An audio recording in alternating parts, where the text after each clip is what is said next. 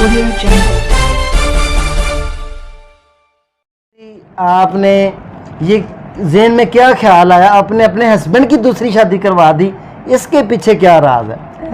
पता क्या मैं समझता हूँ कि पाकिस्तानी खतून, पाकिस्तानी बहनें बेटियाँ सब कुछ बर्दाश्त कर लेती हैं, ये चीज़ बर्दाश्त नहीं करती। मैंने सुना है कि किसी दरख्त पे भी अगर सौतन लिख दें तो वो भी सूख जाता है। तो इसके पीछे राज क्या, आपका इतना बड़ा दिल कैसे हो गया? मेरे अब्बू भी इधर है, आप उनसे पूछ लो, कहते हैं मेरी बेटी के अंदर ना मज नहीं जिसको भैंस कहते हैं उतना दिल है। तो कैसे ये आप मैंने वो ना हस्बैंड के साथ जब मेरा काफ़ी अच्छा टाइम गुजरा, उन्होंने मुझे सपोर्ट किया, मेरे साथ खड़े रहे हर बुरे अच्छे वक्त के अंदर। मैंने भी उनका बड़ा साथ दिया। जब वो बीमार हो गए, हेमरेज हो गया, पैरालाइज हो गए, उसके बाद उनका फ्रैक्चर हो गई टांग, तो मैंने उनका बड़ा साथ दिया, उनको संभाला। तो फिर मेरा भी कुछ फ़र्ज़ बनता था, वो मेरे से 8 साल छोटे हैं, 7 साल। तो मैं बीमार हो गई, आपको पता, फिर इसमें अब ये शरअ के आगे कोई शर्म नहीं, बच्चे भी पैदा करना मुश्किल हो जाता है। तो बच्चे 2-3 और होने चाहिए, क्योंकि घर में रौनक होनी चाहिए। 2 बच्चे एक मुँह देखें, दूसरे 3-4 होने चाहिए। तो कह रहे थे, मैंने कहा मैं इस काबिल नहीं रही, मेरी तबीयत नहीं ठीक। तो जैसे मुझे लग रहा था कि अज़दवाजी ज़िंदगी थोड़ी मुश्किल होती जा रही, तो फिर मैंने बैठ के सोचा कि इनका क्या कसूर है, बीमार तो मैं हुई हूँ ना, चले ये भी थे, मैंने इनको उस वक्त नहीं छोड़ा, नहीं दूसरी शादी की। हालांकि औरतें कर लेती हैं जाके, लेकिन वो मेरा ज़र्फ था। लेकिन मुझे चाहिए कि मैं इनकी हक तलफी नहीं करूँ।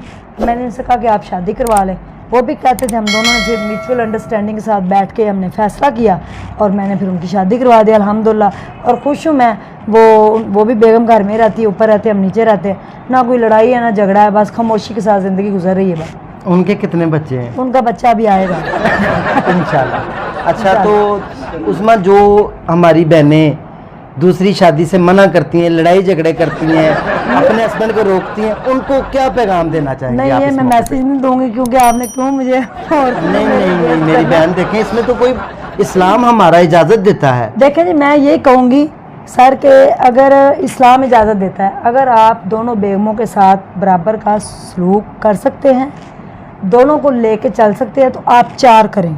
अगर आपके अंदर स्टेमिना है, अगर आपके अंदर फाइनेंशियली जो है दोनों चारों को सपोर्ट कर सकते हैं इक्वली, तो आप 4 करें, 2 नहीं फिर करें।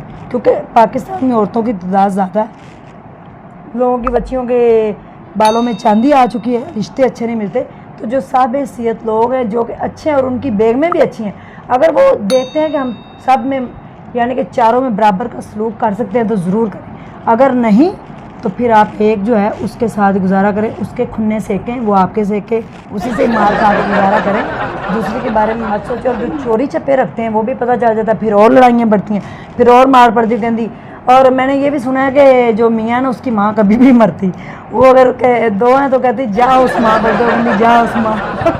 तो मोहब्बत का कोई लेवल नहीं होता, वो किसी से भी कम ज़्यादा हो सकती है। जैसे आप सल्लल्लाहु अलैहि वसल्लम को आप हज़रत आयशा से सबसे ज़्यादा मोहब्बत थी रज़ी अल्लाह तआला अन्हा से, ठीक है। तो ये है कि मोहब्बत किसी से ज़्यादा हो सकती है, किसी से कम। लेकिन अगर आप एक के लिए सूट 2000 का ले रहे हैं और एक के लिए 500 का, तो ये फिर आप अपने लिए जहन्नम खरीद रहे हैं, आपको जहन्नम में डाला जाएगा। ये मेरी बात नोट कर लें। एक के लिए अगर 500 का सूट लेना है तो दूसरी के लिए 501 रुपये का भी नहीं लेना। एक जो है ना, ये वो पंजाबी की मिसाल है कि एक तंद का भी अगर फ़र्क पै गया तो समझ लो ताड़े से 2 पकड़ आ गई। तो इसलिए सोच समझ के ये ज़िंदगी के फ़ैसले किया करें। मेरी तरह जज्बाती ना हो, मैं ज़रा थोड़ा अंधाधुंध और जज्बाती फ़ैसले करती हूँ। आपने नहीं होना, आपने आराम से तहम्मुल से फ़ैसले करने हैं। जिस दिन शादी थी आपके हस्बैंड की, दूसरी शादी वाले दिन आपकी तैयारी कैसी थी? आपका क्या रद्द-ए-अमल था? आप कैसे गई? बारात कहाँ गई थी? थोड़ी सी डिटेल हमें बता दें। सर, शादी पे मैंने साथ नहीं जाना था। मैंने उसे कहा था कि मैं बैग तैयार कर दूँगी, शॉपिंग सारी मैंने उसकी खुद ही की थी, उसकी बरी के जो कपड़े वपड़े जो भी था, कमरा वगैरह उसका सब तैयार कर दिया। तो मैंने कहा मैं साथ नहीं जाऊंगी, क्योंकि आप किसी को जहर भी दें और फिर उसे कहें कोई मेरे साथ ज़िंदा भी बैठा रहे, तो ये नामुमकिन सी बात है।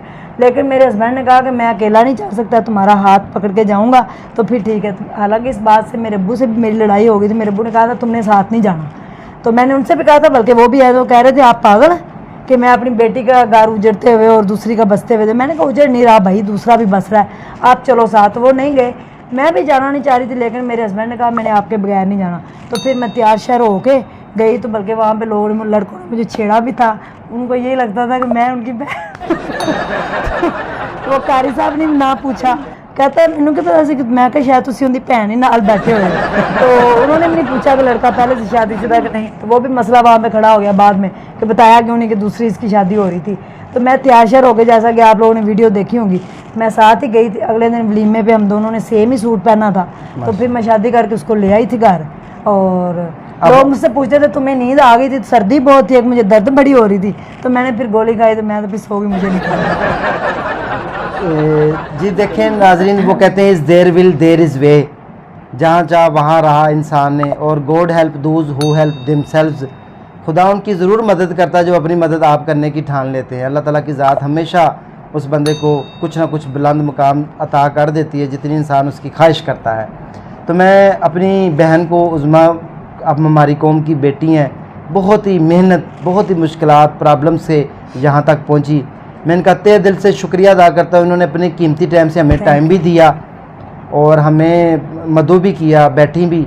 और मैं यहाँ पे एक और भी बात कहना चाहूँगा कि इनको आर्थराइटिस का मसला है, इसके लिए मैं अपनी जो है राजा नसीर फजल फाउंडेशन में जो हो सकेगा पॉसिबल इनकी हम ट्रीटमेंट के लिए भी कोशिश करेंगे। इंशाल्लाह जो स्पेशलिस्ट डॉक्टर हैं मेरे एक उस्ताद मोहतरम, हम उनसे भी बात करेंगे, जो सपोर्ट हो सकेगी हम वो इनकी करेंगे, क्योंकि ये बेलौस काम करते हैं। तो हमें शायद वो कहते हैं कुछ अल्लाह ताला कबूल कर ले, ये छोटी सी नेकी जो हम कर सकते होंगे वो हम अपनी बहन के लिए ज़रूर करेंगे। तो हम इनका बहुत बहुत शुक्रिया अदा करते हैं। बहुत शुक्रिया आपका, आपने हमें टाइम दिया। और हम आपको दावत देते हैं, आप किसी दिन हमारे पास इंशाल्लाह हमारे क्लिनिक पर तशरीफ़ लाएँ। आपको आने जाने की भी कोई दिक्कत नहीं होगी, हम इंशाल्लाह आपको स्पेशली बुला भी लेंगे, गाड़ी दे के बुला भी लेंगे, आपको छोड़ भी जाएंगे। शुक्रिया। और आपने हमें टाइम देना है, तो वहाँ पर आप आके माहौल देखें और आपका इंशाल्लाह ट्रीटमेंट हम बाकायदा शुरू करेंगे। थैंक और यू इसके सर। अलावा भी जो हो सकेगा हम आपकी सपोर्ट करेंगे। थैंक यू सर, बहुत बहुत शुक्रिया, वेलकम। अल्लाह हाफिज़।